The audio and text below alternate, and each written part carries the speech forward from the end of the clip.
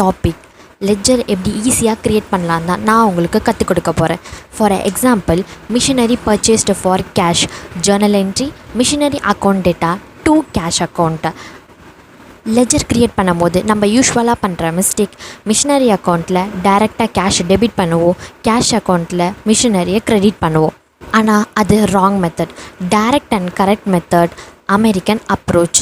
இதில் asset, expenses, losses increase ஆனால் debit, decrease ஆனால் credit, liability, income, profit increase ஆனால் கிரெடிட், டிக்ரீஸ் ஆனால் டெபிட். இப்போது அந்த எக்ஸாம்பிளில் திரும்ப பார்க்கலாம்.